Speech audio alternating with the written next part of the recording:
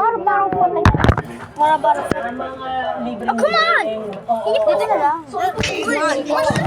Sa Morpers area, inilibing si JN. Okay, he's got a hammer. Hammer set it. Oh! Dude, stop! Tayo!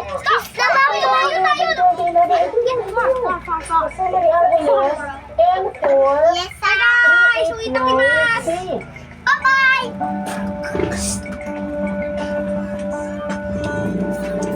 Parang mas masikip na. I'm Pero natatandaan ko nung nilibing namin yung bata, si Bandol, That's close enough to freak sa may you. pader yun eh. Wow! Kinanap namin sa loob ng sementeryo ang puntod ni JM. Nasama man lang sa huling hantungan. Naka na yan. Magpapahinga muna si tatay. Mamaya na lang. Dito? Magpapahinga muna si tatay. What's your point? Dito sa baba.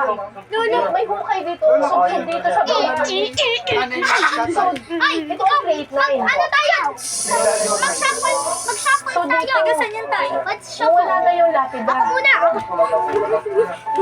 Ate, nabulan na yan. 5 taon lang nagtatagal mga pinto sa lugar na ito.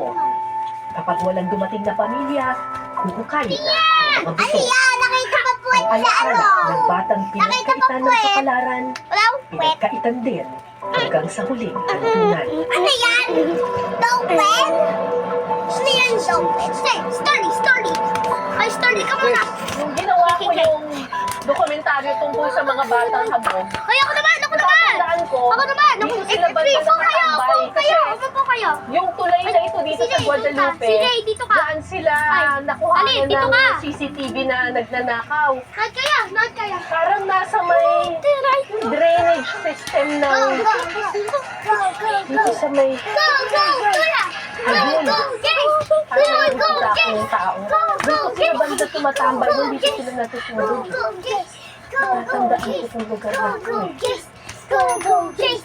Kayo naman! Kumusta? Ako muna, guys!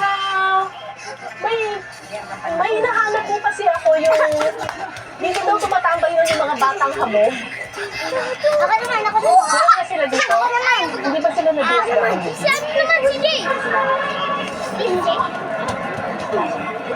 Oo. Si Bandol patay na. Tapos, nasagasaan. Tapos, yung mga kabarkada niya.